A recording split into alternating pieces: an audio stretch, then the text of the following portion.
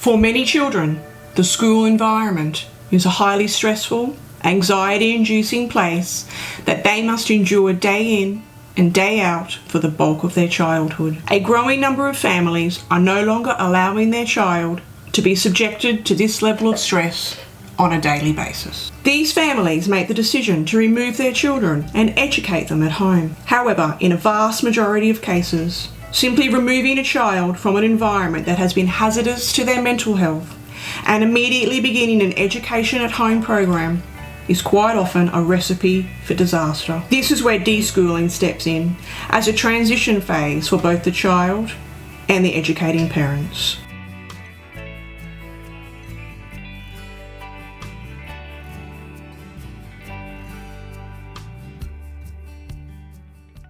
If you're new here, I'm Kylie, homeschooling mum to 3, book lover and adventure seeker. We've been home educating since 2007, so I do hope that you'll stick around a while, but let's get into it, shall we? So here you are, you've made the decision to homeschool. You understand what homeschooling is, your rights and your legal obligations. Children are on board and you've submitted all of your plans to your relevant education authority. Many new homeschooling parents spend hours and hours and hours of their time researching the best curriculum, the best homeschooling methods, the best homeschooling philosophies, all trying to find out what will work best for them in their home. In fact, you may be so excited to begin that all of your study materials are already on order and on their way to you. And you have everything prepared to get started for your very first homeschooling day. And then it's time to begin. And your child is simply, completely and utterly uncooperative. Your child has been removed from school, and let's use 6th grade as an example here. Let's say you've removed your child from 6th grade. They have been in an institutionalized setting for at least 7 years if you include their kindergarten year.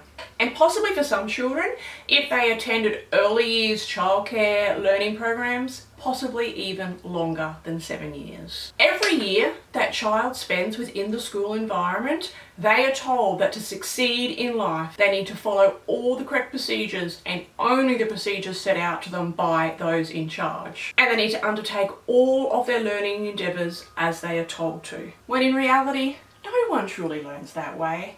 No adult learns in this fashion. The vast majority of adult learning that takes place is via rabbit holes and little projects here and there where we piece bits and pieces of information together. Topics and projects that bounce around until we feel that we've immersed ourselves enough in that learning endeavour for the here and now. Not forgetting that any adult that undertakes a learning endeavour has a vested interest in that particular topic. They're making a choice for themselves. This is a luxury that our children at school simply do not have. They spend their days learning what others feel are best for them, and often they are learning in ways that simply are not appropriate for all children and all learning styles. A child that's been exposed to years of school-based learning may actually have no idea how to learn outside of this environment. They are most generally dependent on the teacher to tell them what to do next, what page to find, how to show their learning, and where they should be going with their learning endeavours. Many students are so burnt out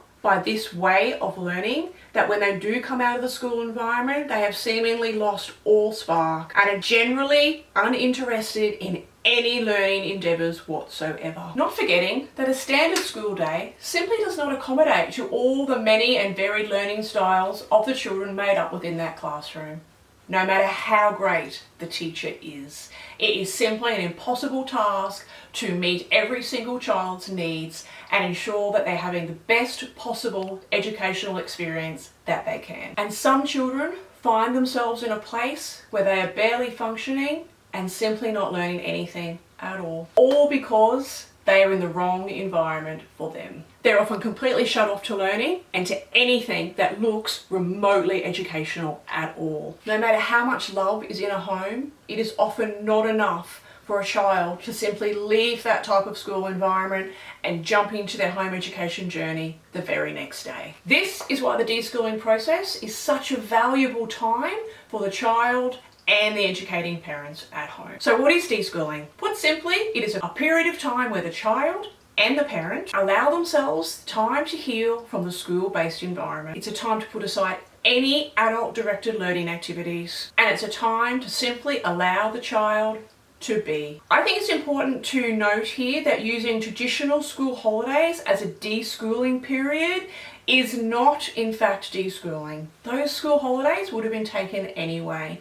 True deschooling takes place when the child who is now at home sees all their peers going off to school and knows that they are about to sit at their desks and undertake another regular learning school year. Children with high anxiety, or those that are leaving the school system due to bullying in the schoolyard or possibly even bullying within the classroom, are going to be the children that will benefit the most from the deschooling process. Their mental health may be at risk, and I wholeheartedly believe that new homeschooling parents should be placing this as their #1 priority above everything else. The parent and child have been away from each other for what could be several years, and in many cases they barely know each other anymore.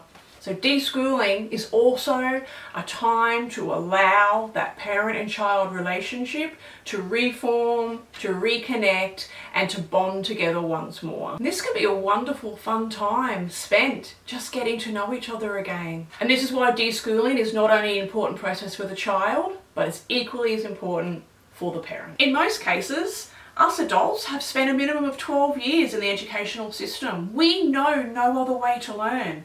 Learning in a classroom setting is just normal for us. It's what we understand and what we often bring into the home education world. Therefore, it is often the parents that struggle the most with the deschooling process. Removing old paradigms and creating new ones is at the core and what is the aim of deschooling. And of course, becoming excited about learning and about the world around us is definitely at the heart and core of deschooling. Do you really wish to remove your child from a system that was not serving them well, only to replicate that exact system in your home? Homeschooling is simply not doing school at home, and it doesn't need to look anything like school. And deschooling will allow you the time to understand. During this process, I encourage you to seek out information to help you understand better how humans actually learn, how our brain functions, how children learn, get to know your child better and the different learning styles that may assist them on their journey. When we understand how we truly learn, we begin to realise that the typical school framework just no longer serves us. Society has told us what education must look like, when in reality, a true education can and doesn't have to look anything like it does inside a classroom setting. For more information on how to deschool, what deschooling can look like, and how long you should probably deschool for, I will pop a video here on the screen for you, so click across and give that one a watch. And if you have any questions or comments, please don't forget to leave them below, especially those of you that are watching this that have gone through the deschooling process. I'd love to hear from you, and so would the other new homeschooling parents who are about to enter that deschooling phase. So thanks everyone for being here. Until next time, bye for now.